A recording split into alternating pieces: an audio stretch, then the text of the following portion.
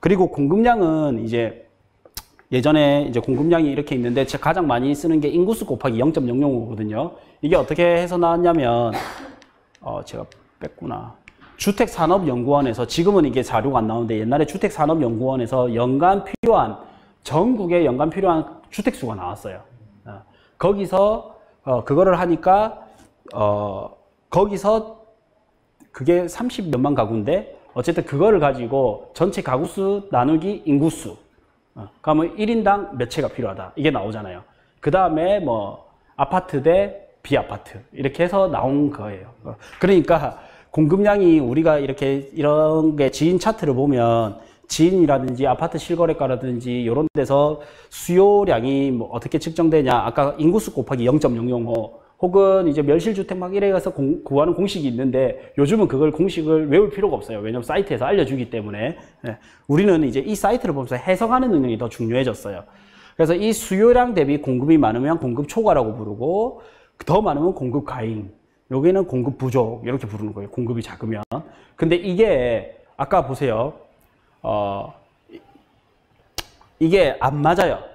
이것보다 많다고 해서 공급량 많은데요, 이게 안 맞아요. 왜 안 맞냐면 아까 호텔이 있었단 말이에요. 객실이 20개고 이용객이 20팀이에요. 근데 만약에 제주도 숙박 호텔이 할인을 해줘요. 그럼 어떻게 되겠어요? 딴 데서 더 오겠죠. 그것처럼 제가 좀 설명을 어렵게 했을 수도 있는데 지금은 유동성이 풍부하고 저금리 시대잖아요.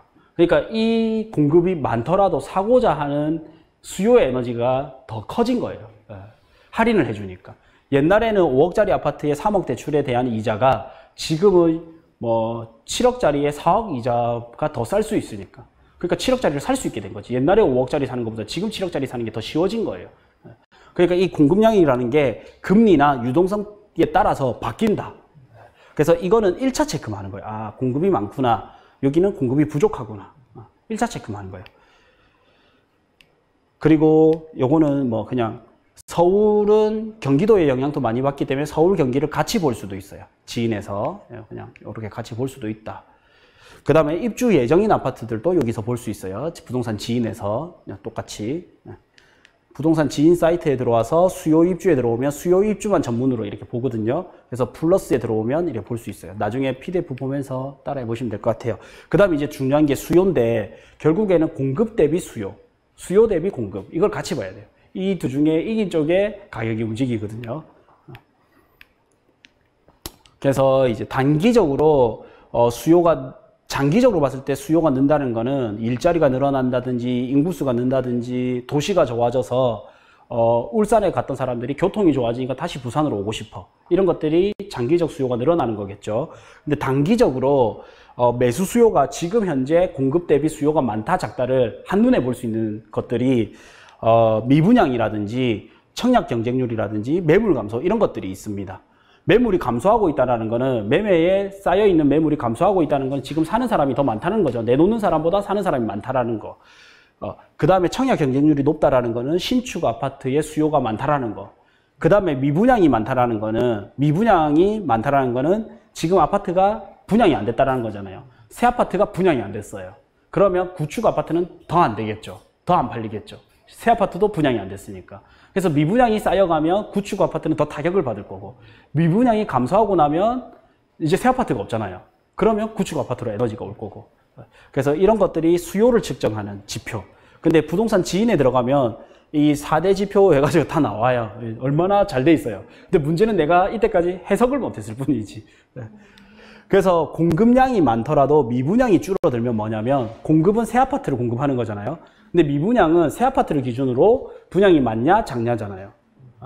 근데 미분양이 줄어들었다는 거는 공급이 많음에도 불구하고 사는 사람이 많으니까 미분양이 줄어드는 거예요.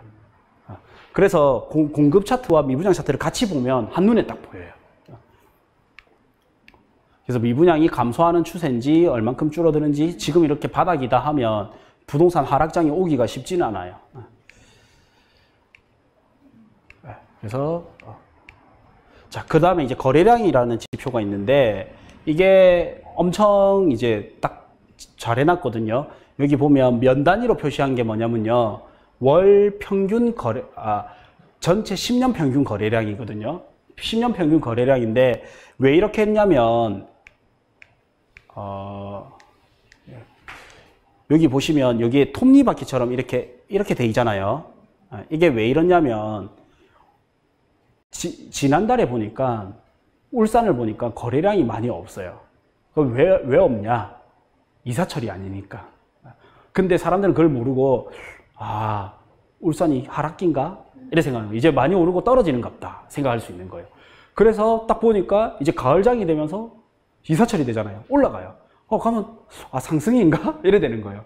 그래서 보니까 이 거래량을 나중에 찍어서 보면 3월달, 10월달은 이사철이니까 거래량이 많고요. 1월달, 7월달은 비수기라서 거래량이 작아요. 그래서 평균을 내놨어요. 월 평균 거래량을 이렇게 내놨어요. 그래서 월 평균 거래량보다 여기가 많은 시기, 이 선으로 표시된 이 시기 있죠. 평균 거래량보다 위냐 아래냐가 중요한 거거든요. 그래서 여기 보면 평균 거래량보다 위잖아요. 그러면 거래량이 많기 때문에 반드시 시세가 상승으로 이어질 가능성이 매우 높아져요. 제가 17개 시도를 다 살펴봤는데 그냥 100% 다 많았어요.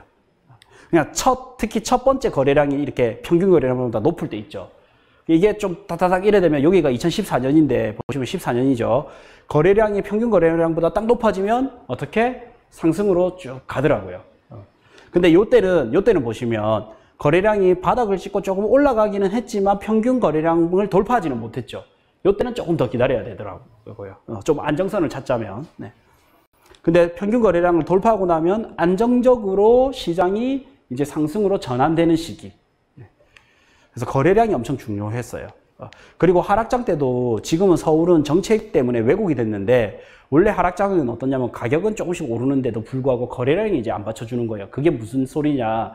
이제 그쪽에서 실거주자들이 아파트를 사려고 하니까 비싸다고 느껴지는 거예요. 그래서 수요가 감소하기 시작하는 거죠. 가격도 비싸고 공급량도 많고 가격이 비싸니까 공급은 많이 하겠죠. 근데 수요자는 비싸니까 못 사겠죠.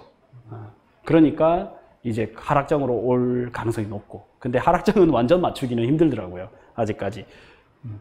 왜곡되는 정보가 많아서 그런 것도 있고 사람의 심리도 반영이 돼 있고 아인슈타인도 예측 못하는 게 사람의 심리, 주식 투자도 어쨌든 그렇게 또 있고 그 다음 또 뭐가 있냐면 매입자별 매입자 거주지별 해서 부동산 지인에서 거래량이 들어와서 상세 거래량을 보면 이래 나오거든요. 그래서 현지인이 많이 샀는지 외지인이 많이 샀는지도 알 수가 있어요. 그래서 보면 저는 외지인이 많이 들어온 거는 뭐겠어요? 주로 투자 심리가 반영된 거고 현지인이 많이 산 거는 실수요가 좀 더 많은 거겠죠. 그래서 우리는 생각보다 시장이 움직이는 거는 현지인들이 훨씬 많아요.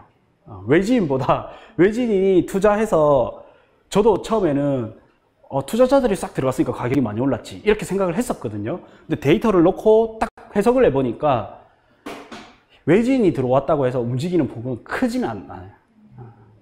그 현지인이 사주는 게 훨씬 커요.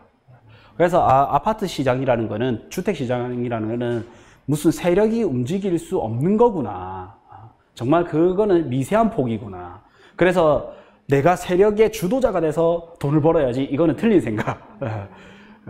그리고 내가 정말 공부를 해가지고 현상을 보고 이래서 정확하게 해석해서 들어가줘야 되구나. 근데 그 중에 하나가 현지인이 매수 수요로 돌아서기 시작하는 이 시점 있죠. 이게 안정화 단계예요.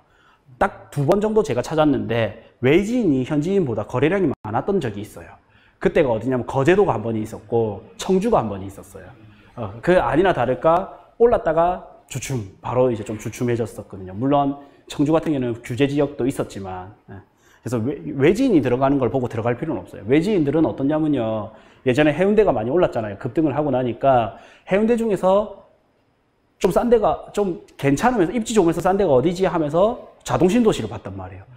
서울의 투자자들은 어떠냐면 외지인이잖아요. 그 가격이 떨어지는 거예요. 다시 조정을 받으면서. 그러니까 팔고 나가려고 해요.